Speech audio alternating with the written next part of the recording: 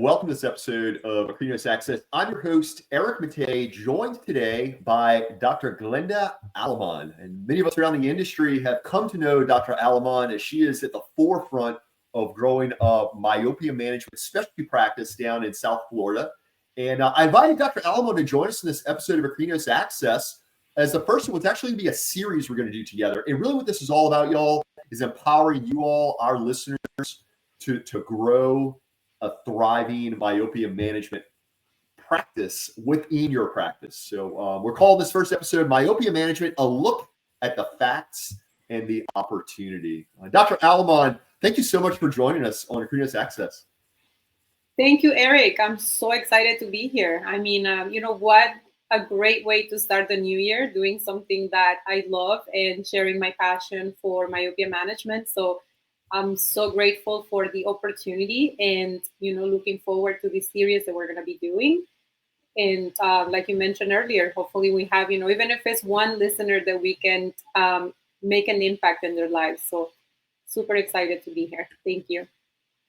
Looking forward to it, Dr. Aleman. So look, let's kick this off. And I would love for you to start just by providing a little background on yourself as a doctor and your journey into growing this myopia management specialty.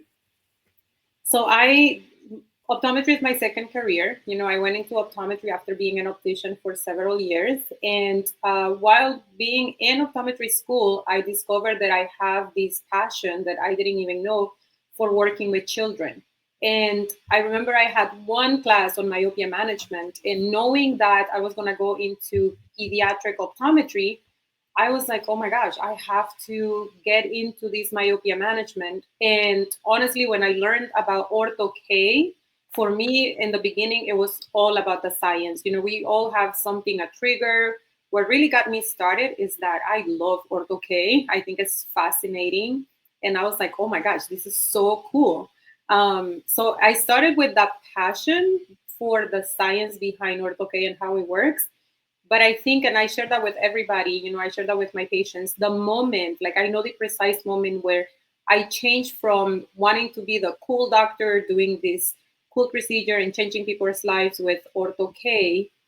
When I changed to a passion and it became like a mission for me was when I had this 14-year-old boy sitting in my chair, and he had minus 16 diopters of myopia already, and he had lost his left eye. So he was a monocular patient, 14 years old, and he had gone blind in one eye. So that moment, I realized that, Ortho K is really cool, but what I realized is really the impact that we can make in our patients' lives. And that was the shift. That's where I went all in, because up to that moment, I was only doing Ortho K because Ortho K was so cool, right? And I was like, atropine, eye drops, that's not so cool. And so at that moment, I made a decision that, okay, if I'm going to be doing this, I need to take care of every patient. No patient is going to leave my office who is nearsighted without myopia management. So I became really passionate. I wanted to learn everything about atropine and soft lenses for myopia management as well. So that was my turning moment. I love that story on so many levels, Dr. Aleman. I think first and foremost, the call out that you started as an optician, and it was through your experience working in opticianry that you became really passionate about eye care and pursuing optometry. And then those other thoughts you shared regarding those things that really kind of led you on this journey. I love how you said it started with the passion and your love for serving children, but also your passion for the science. And I think it's really important. And again, I want to commend you for serving that up first, because I think, these days with all these different modes of practice and different specialties and ways that doctors can serve their community in more robust ways, sometimes the drive is all about the money, right? It's all about how, what's the profit. Obviously, I work in Acrinos, we're all about the money, right? We got to have profitable businesses, but it's got to be rooted in something deeper than just what's the money that's going to go in my bank. So I really love the fact that it all centered around your passion for the science and your passion in serving the youth. And most notably, I got to say that patient that you cited, a monocular patient, 14-year-old monocular patient with 16 diopters in their one good eye. That's huge. That's huge, Dr. Aleman. So now let's kind of jump into some of the nitty gritty and maybe start just defining what is myopia management. Yes, so we all know what myopia is, and so we're not going to talk about that. But really, myopia management is more than correcting the refractive error. So we're doing more than just giving the patient something they can improve their vision with. So myopia management is really about stopping the progression of myopia, or we call it management work, because we know that we cannot stop it completely, but we want to slow down the progression of refractive error, and we do that by slowing down the rate of elongation of the eyeball.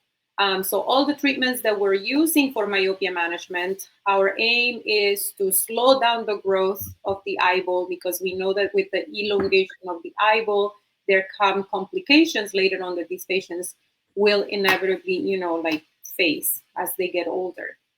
So myopia management is all about, giving children, and in turn from, trying to slow down the progression, we're giving these children's like great quality of life.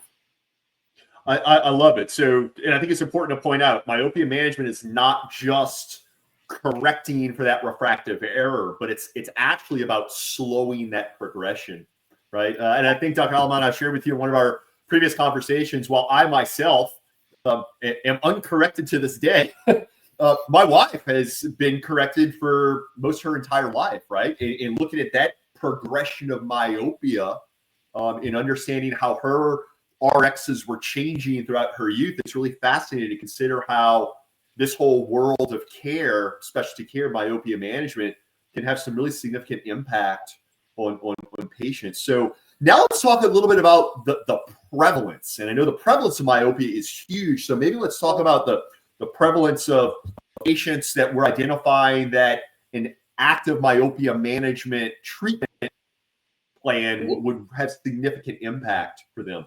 It's it's the prevalence is just crazy. And talking about the prevalence of myopia, according to the World Health Organization, they estimate that 3.5 billion people will have myopia, will be nearsighted by 2030. And I think when they did this research, it was a few years ago, and 2030 seemed like, oh, that's so far down the line, but we're literally just half a decade from 2030, Yeah. 2025, and happy New Year to everybody. Yeah. But 2030 is right around the corner. And just to imagine, like 3.4 billion people will be myopic. The prevalence is crazy. And when you think about the prevalence of myopia compared to the prevalence of glaucoma, it's crazy. I mean, the prevalence of glaucoma is like 3%, and then yet everybody knows about glaucoma, but nobody knows about myopia. So one of my visions and one of my mission is, I've taken this personally. I want myopia to become like glaucoma as far as the awareness, like everybody to know what myopia is and how we can manage myopia. And that we have everybody actively educating the patients about it and the treatments, and if they don't do myopia management, at least refer those patients to someone who's passionate about myopia management. Yeah, I love it. It's all about that continuity of care, which I am absolutely fascinated by in the context of modern optometry, right? It's this evolving scope of care, continuity of care to really provide for our patients truly from cradle to grave, right? There's something really powerful that you said there also, and that is having to do with the prevalence and the fact that the prevalence of this is radically higher than other aspects of modern optometry that have become very commonplace in the modern practice, right? I know most notably you mentioned glaucoma, right? And Right. full scope modern optometry, many doctors manage glaucoma for many patients. So it just kind of speaks to the fact that prevalence of myopia and the need for myopia management being so much more than glaucoma certainly opens up a whole lot of doors for Definitely. optometrists to provide that care in their community. So let's jump a little bit into the scope of care for this active myopia management treatment plan. I know you mentioned that early on it was the Ortho K that really spoke to you, and the science of Ortho K was fascinating. But now here we are in 2025, right? And the ways that we can serve this population has expanded. So why don't you share a little about the different treatment options that are within that scope Absolutely. here? So, thankfully, we are having more major players in the industry that are becoming interested in myopia. And I know of, a couple of companies that are working on something truly innovative and, that is going to like blow it out of the water, but can't say anything much about that. Right now, the things that we do have available in the US, of course, is orthokeratology. Everybody knows that I am very biased towards Ortho-K, hence the name of my company. But we also have, a couple of lenses that are soft disposable, daily disposable, dual focal lenses, and we have an extended depth of focus soft lens that are available and very effective in treating myopia. And we have, of course, atropine, and there are a few companies that are working on getting FDA approvals for atropine, and I'm working on different dosages for atropine because right now we don't have anything, at least to my knowledge, that is FDA approved yet for single dose for myopia management when it comes to atropine. So in summary, we have orthokeratology, we have low dose atropine, and we have the dual focals and the extended depth of focus soft disposable contact lenses. Those are the three treatments, and we are all waiting for these spectacles for myopia management to be FDA approved. So I know that Essilor is working on getting the Stellest, and there's also SightGlass. Those are the two major companies that are working on getting these lenses approved. And I think those are going to be probably the ones that we're going to see hopefully very soon out in the market, which I think once we get spectacles, is going to be a game changer because, everybody's used to fitting spectacles. Everybody's, I think it's going to really be that entrance to myopia management. And I think the spectacles are going to really change how people approaches myopia management, and it's going to get the word out there. Yeah, it's really fascinating to consider how robust these treatment options have come to be and how advanced, right? I mean, if I even think, previous conversation I would share with you, Dr. Aleman, in my time around the industry, I came into the industry in 2010, working with a global leader in vision and eye care, and just think how myopia management, myopia control has come on the scene in these last 15 years. It's really fascinating. And what you're mentioning regarding spectacles coming to the forefront, spectacle lenses, Yep. this would be really exciting for a whole generation of youth, right? So as far as the process goes, right? So for those of our listeners out there that have been maybe going back and forth on jumping into deploying this in their practice, maybe provide a brief little overview on the mechanics of it, kind of the, like that process of myopia management, because this is not a one exam a year, come in, we're gonna get you fit for contact lenses and we'll see you next year. There's a bit more that goes into it. So maybe you could speak to some of the high level points of that. Yes. So assuming that someone already has their practice, right? Or you mean someone who wants to get started or someone who's already started with a practice? Where do you want me to go with that? Well, I suppose, let's consider this. Whether someone's new or they have been in business for a number of years, let's presume that myopia control candidate is on their schedule for next week. Not saying that in 1 week's time someone will be ready to care for that patient, but just we kind of walk through the steps of the process once we do have that candidate for myopia management. What is Absolutely. some of the operational elements like? So I think we can do a whole other episode on how to start the myopia management practice, but we're going to assume that we have a new doctor who just got started and they just want to know, okay, how am I going to start with those conversations? How do I get my practice going once I decide to do myopia management? So the first and foremost is going to be the conversation, that initial conversation. And this is going to vary depending on the practice modality that you have. Because, when I sit in a panel with other experts, some of them have the approach that, hey, the patient is in my chair, I'm going to start the education right there and then. And I am going to, plant the seed and have them I'm going to just present all the options right there and then. I have two different modalities of practice. So I have a Walmart, which is a commercial practice, and I have a private practice where I only do myopia management. And the dynamics on how I have that conversation, it's very, very different. So I'm going to talk about how I do it in the Walmart because I think more people can relate to that. And I know I am in a Walmart, but I run my office as a private practice that is located inside Walmart. So the way that I do it, because I am in a busier practice, I cannot always really take the time to educate that patient. So when I'm in Walmart, I just start by a very high level of education to the parent, and I say, your child has myopia, and we're going to talk about the different treatments that we have available for that. Now, I don't have the time today to really sit there and tell you everything about it, so I provide them with some educational material. I give them a brochure, and I give them a brief overview of myopia progression. I do use, a myopia calculator, and that's how I start the conversation because parents can relate to a calculator. I always start by asking them, when you go to the pediatrician, how they can predict or tell you how tall your kids are going to be based on, this baseline that they have. So, and they say, yes, I know that. So I said, okay, similarly, how a pediatrician can predict the height of your child, I can predict how much myopia they're going to have by the time they are an adult. So I say, this is where they are today. And if we don't do anything, this is how much they can progress. Luckily, we have a lot of great effective treatments that we can use.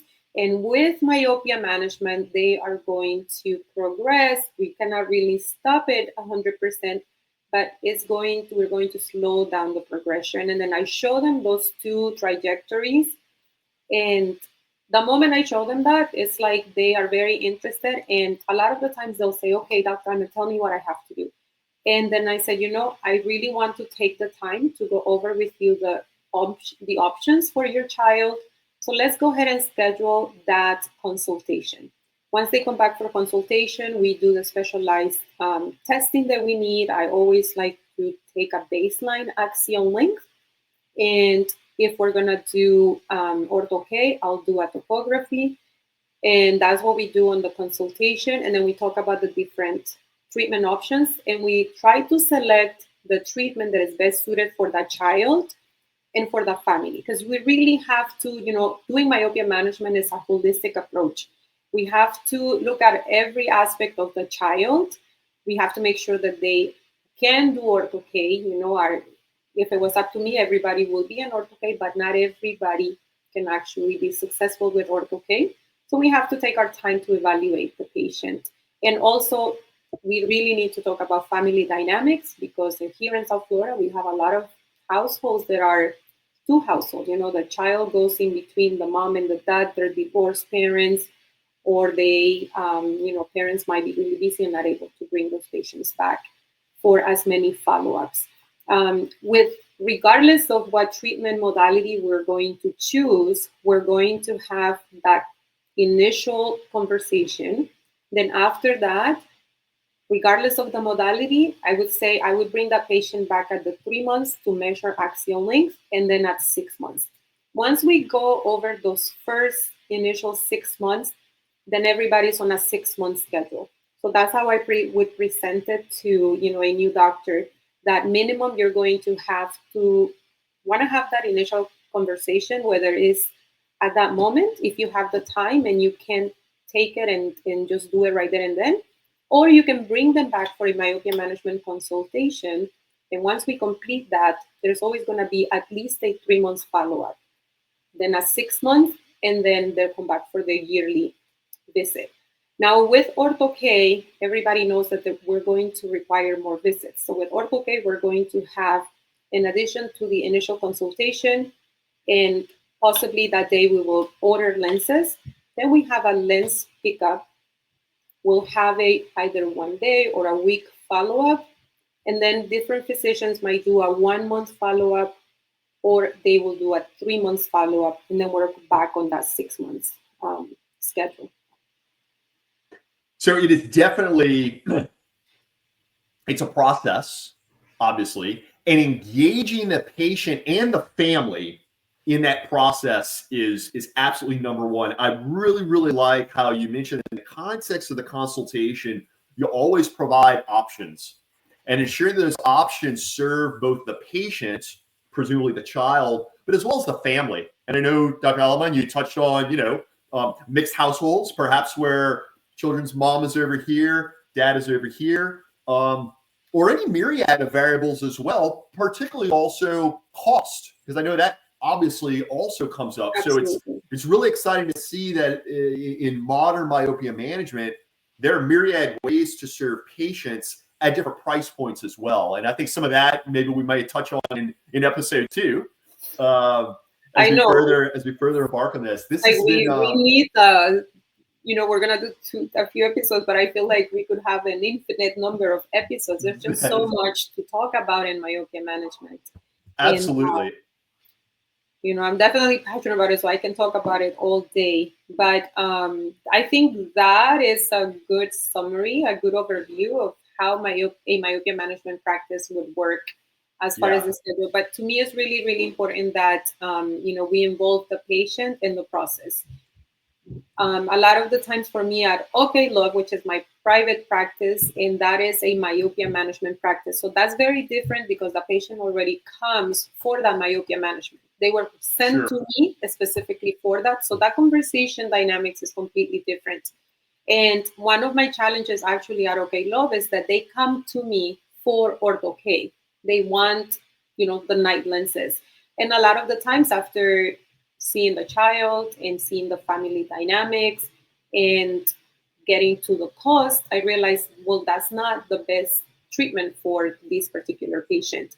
So for me, actually, one of the biggest challenges that I have is having to, be the expert at the moment, be the best doctor and say, I know you came for ortho K, but actually that is not the best option right now. Let's start with, low-dose atropine. We'll move slowly and transition into soft lenses, and eventually we'll do ortho K. So it's very important to have that in mind as well. And I believe that it's really critical, really important to, when we say we're providing myopia management, to have as many tools in your toolbox as possible so that you can serve all your patients. Because again, not everyone is going to be a good candidate for ortho K. Also, not everybody might be a good candidate for atropine or the soft lenses.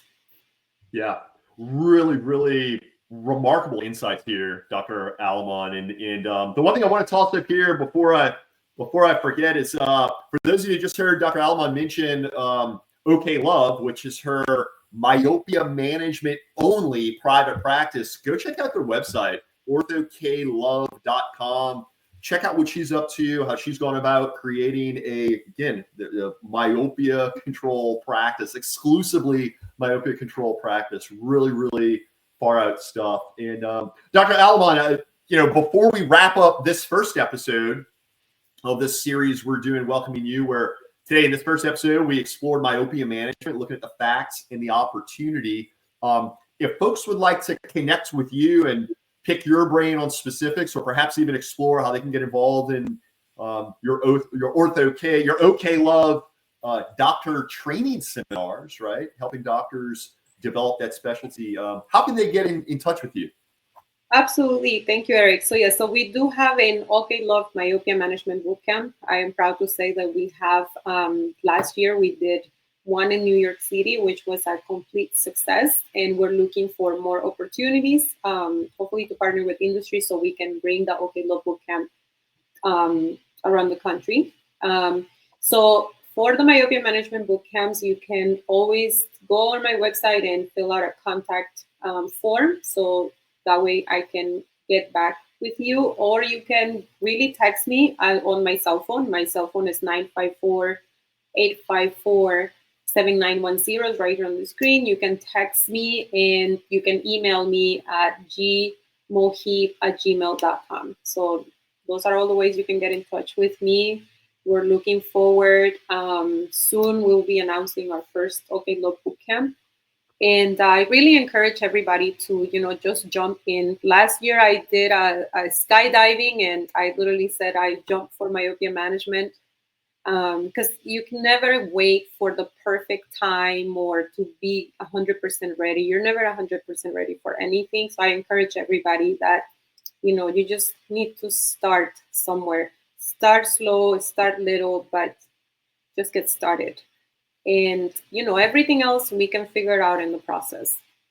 Yeah, absolutely. Well, Dr. Glenda Aleman, thank you so much for being a part of this series. And this wrapping up our first episode of this series we're doing together, where we explore myopia management and look at the facts and opportunity. And to our viewers out there, once again, if you want to connect directly with Dr. Aleman for additional questions that you may have, you can email her at gmoheep@gmail.com. You can also text or call 954-854-7910. And be sure to check out her website, orthoklove.com.